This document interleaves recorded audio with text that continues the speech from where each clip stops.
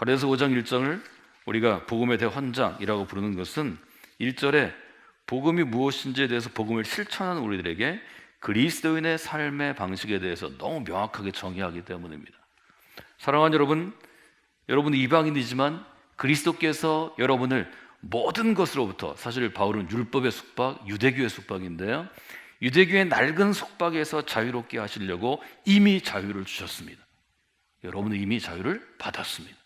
이건 믿음으로 받아들여야 합니다. 하나님이 자유를 주셨는데 믿음이 없어서 받아들이지 않으면 계속 질문합니다. 내가 이거 구약을 따라서 살아서 유대인이 다시 돼야 되나? 할례를 받아야 되나? 절기를 지켜야 되나? 율법을 지켜야 되나? 나는 장로교인인데, 나는 감리교인인데, 나는 성결교인인데 이 교단에서 얘기하는 교리대로 이것을 해야 되나? 이런 사고는 미숙한 신앙입니다. 아직 복음이 뭔지를 잘 모르는 것입니다. 우리는 모든 것에서 자유한 사람입니다. 이것은 굉장히 중요한 선언입니다. 이 선언은 받아들이는가 받아들이지 않는가의 문제이지, 이 선언을 내게 주셨나? 이 선언은 무슨 뜻을 갖고 있나? 배워서 할 수 있는 게 아닙니다. 인생에서 배워서 할 수 있는 게 있고요, 인생에서 내가 받아들임으로, 즉 믿음으로 할 수 있는 게 있습니다. 신앙은 믿음입니다. 신앙은 믿음으로 받아들이는 것입니다. 우리에게 믿음이 그래서 필요한 것입니다. 이것은 믿음으로 받아들여야 합니다. 그리스도께서 우리에게 이미 자유를 주셨습니다. 언제요? 십자가에 돌아가셔서 죽음의 권세를 깨트리던 그 시간 주셨습니다. 이것이 부활의 사건입니다. 이것이 부활의 믿음입니다. 죽었던 사람은 어떻게 살아나고 그때 심장이 어떻게 되고 이런 건 관심대로 하십시오. 성경은 그걸 얘기하고자 하는 게 아닙니다. 우리 생체적인 변화를 얘기하고자 하는 게 아닙니다. 그리스도께서 죽으심으로 유대인에게는 이 관교한 깨지지 않는 율법의 멍에를 깨신 것이고, 우리에게는 깨지지 않는 죄의 멍에를 깨신 것입니다. 성경은 이걸 자유라고 얘기하는 것입니다. 자유를 주셨으면 우리는 어떻게 살아야 되는가? 두 가지 얘기합니다. 첫째는 이미 자유를 주셨는데 나의 삶을 묶던 것, 그것이 이방인에게 죄이든 아니면 이방의 어떤 신이든, 즉 종교이든 어떤 문화이든 아니면 내 자신의 라이프 스타일이든, 유대인에게 토라 율법이든 성전 제사이든 아니면 자기 어떤 출신이든, 자기를 얽어맸던 그 수갑, 족쇄, 멍에를 매지 않는 것입니다. 사람은 근데요, 힘들고 어려우면 자기를 속박했던, 얽어맸던 것에 다시 의존하고자 하는, 즉 과거로 돌아가고자 하는, 회귀하고자 하는 나쁜 습성이 있습니다. 여러분 잘 아실 것입니다. 그것은 여러분에게 부모일 수도 있습니다. 그것은 여러분에게 익숙한 어떤 우리 문화의 관습일 수도 있습니다. 그것은 여러분이 존경하는 어떤 사람일 수도 있습니다. 여러분이 어릴 때 자라났던 어떤 교회일 수도 있습니다. 이것은 모두 멍에입니다. 왜 멍에를 매지 말라고 바울이 이토록 강조했는지 오늘 그 이유를 여러분들이 잘 생각하셔야 합니다. 첫 번째로 바울은 하나님이 그리스도를 통해 우리를 자유케 하셨는데 다시 종회를 매는 것은 그리스도를 욕보이는 것이다, 이렇게 얘기합니다. 2절 한번 볼까요? 보라, 나 바울은 너에게 말하노니 너희가 만일 할례를 받으면 그리스도께서 너에게 아무 유익이 없으리라. 지금 갈라디아 교인들이 고민하는 건 뭐냐면, 더 예수 그리스도를 잘 믿고 하나님의 백성으로 살기 위해서 유대인 출신의 설교자가 도전하는 것처럼 할례를 받는 것입니다. 바울이 펄쩍 뜁니다. 여러분이 할례를 받는 순간 여러분은 유대인이 되는 것입니다. 여러분이 유대인의 관례를 따르는 것입니다. 그것은 유대인이신 몽에를 다시 매는 것입니다. 왜 그렇게 어리석은 일을 하려고 하는 것입니까? 왜 거기에 속아 넘어갑니까? 왜 거기에 현혹됩니까? 그것은 여러분이 복음이 무엇인지를 모르기 때문입니다. 이것이 갈라디아서의 핵심입니다. 그래서 바울이 얘기하는 것입니다. 너희가 만일 할례를 받는 것은 율법을 따라 사는 건데, 그러면 그리스도께서는 너에게 쓸모없는 존재가 되는 것이다. 무익한 존재가 되는 것이다. 아무 유익이 없다는 거죠. 여러분 왜 예수 믿습니까? 예수님이 우리 구원의 길이시기 때문입니다. 예수님이 쓸모가 있기 때문에 믿는 것입니다. 예수님이 쓸모 없으면 믿음이 헛된 것입니다. 바울은 이 점은 굉장히 분명합니다. 여러분 왜 우리 교회가, 우리의 신앙이 정통 기독교, 아주 우리가 권위를 부여할 수 있는 정통 기독교의 모든 교단들이 예수 그리스도만을 우리의 구원의 오직 한 길, only Jesus, one way, 우리가 얘기하나요? 다른 것들을 인정하기 시작하면 변질되기 때문입니다. 사실 이것이 바울의 입장입니다. 베드로의 입장이 아니고요, 바울의 입장입니다. 바울은 이것을 굉장히 분명하게 했고, 그래서 이단 시비가 있는 종교가 기독교입니다. 그리스도 외에 플러스 썸씽을 하면 다른 복음이라고 우리는 생각하기 때문입니다. 사실 이것 때문에 우리의 신앙이, 즉 크리스천티 기독교 신앙이 순수함을 아직까지 2000년 동안 지킬 수 있는 것입니다. 그렇지 않으면 모든 것은 변질되는 것입니다. 세상에 변하지 않는 게 어디 있습니까? 바울은 도전하는 것입니다. 율법을 따르는 삶에는 그리스도가 필요 없다는 것입니다. 그래서 할례를 받으면 안 된다는 것입니다. 이것은 신앙생활에게 두 가지 다른 길이 없다고 강조하는 것 같습니다. 오직 그리스도를 따라가는 길만 계속 선택해야지, 여기에 플러스 알파, 플러스 썸씽 하면 반드시 문제가 생긴다는 것입니다. 우리 신앙도 오래 하면 어떻게 되냐면 화석화됩니다. 우리 스타일로 굳어지게 됩니다. 이것이 율법이 갖고 있는 특징입니다.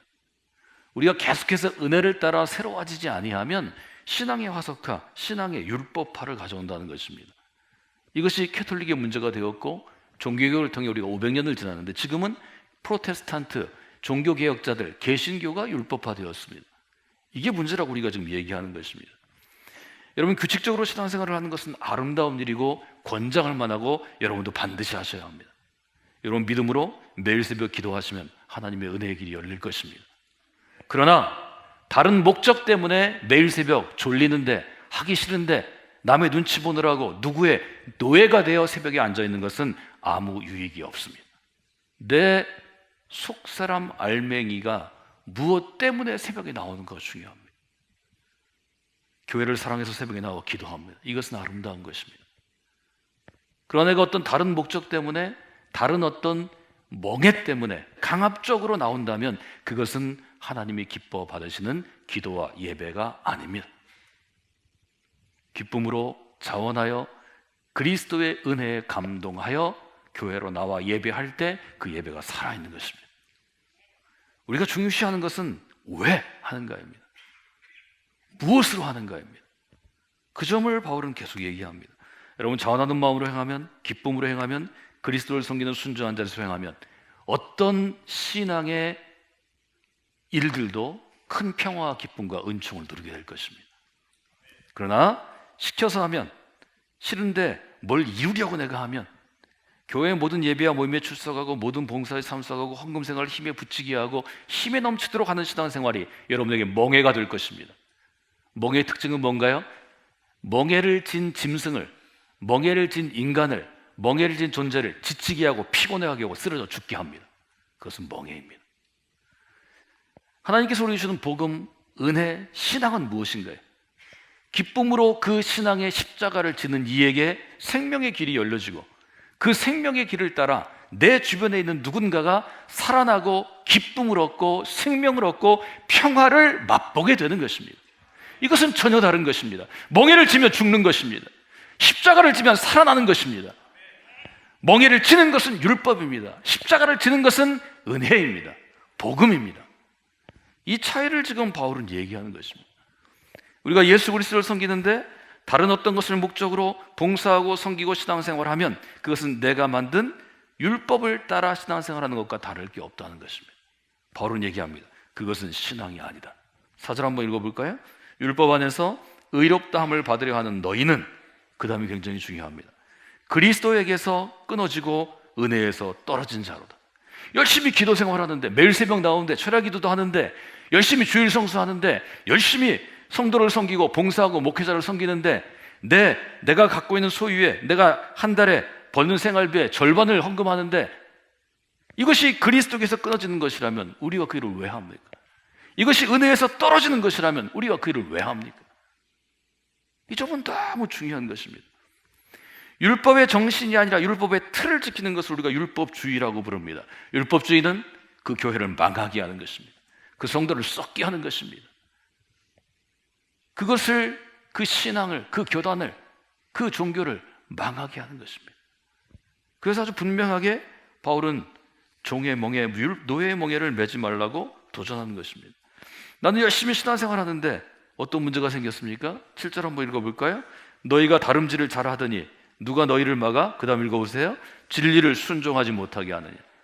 갈라디아 교인들은 열심히 다름질하는 사람들이었습니다. 말하자면 열심히 신앙생활을 했다는 거죠. 한국 교인들이 그렇지 않을까요? 전 세계 어떤 나라의 교회보다 한국 교회는, 아주 건강한 교회들은 신앙생활을 열심히 합니다. 다름질하고 있습니다. 그런데 이 다름질이 우리를 막는 것이고 우리를 블락킹하는 것이고 진리를 순종하지 못하게 하는 것이라면 왜 하냐는 거죠. 갈라디아 교인들을 향해서 여러분들이 열심히 다름질하는데 이게 문제가 있다고 지금 얘기하는 것입니다.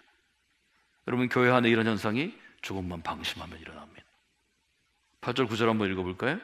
그 권면은 너희를 부르신 이에게서 난 것이 아니라 적은 누룩이 온 동이에 퍼지는 것.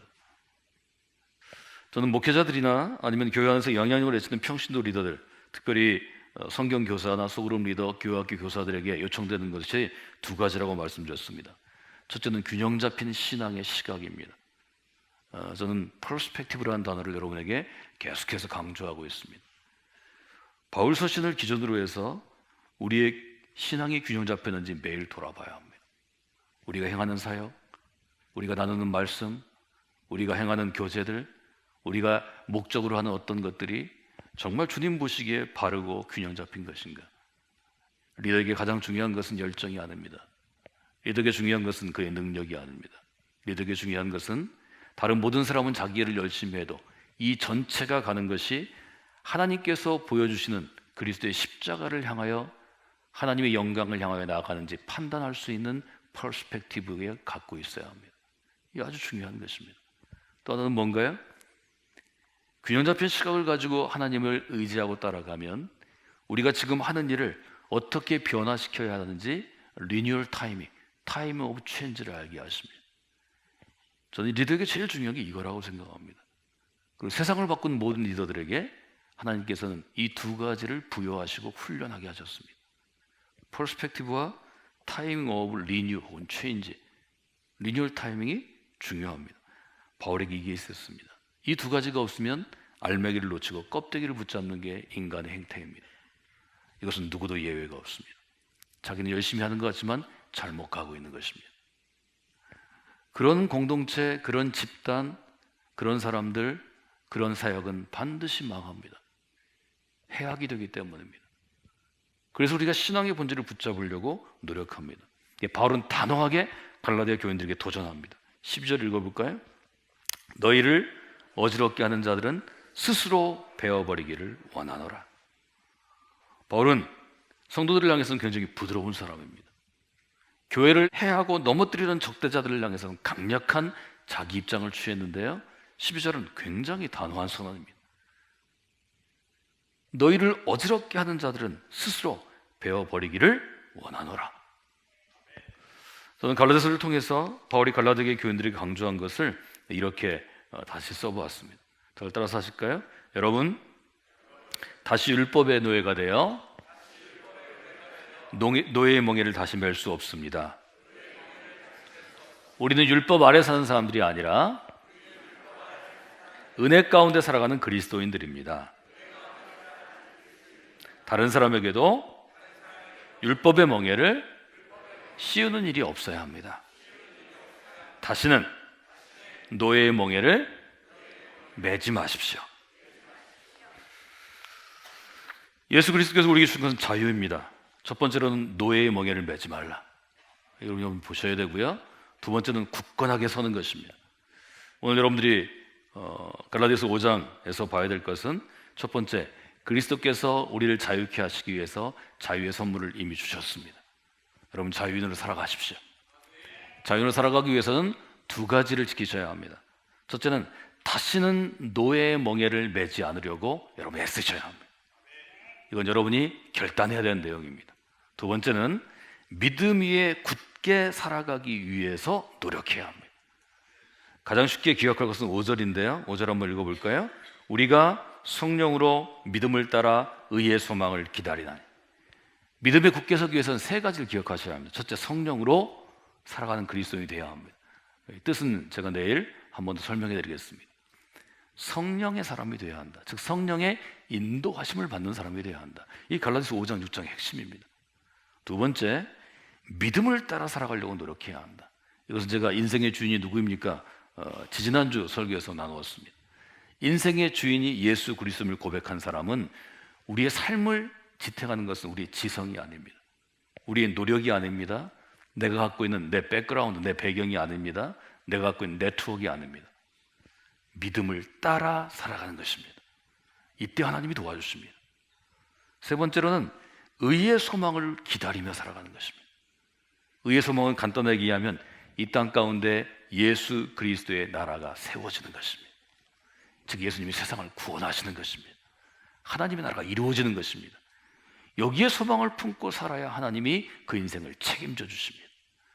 그가 하는 일 가운데 의로운 열매가 맺히도록 도와주십니다.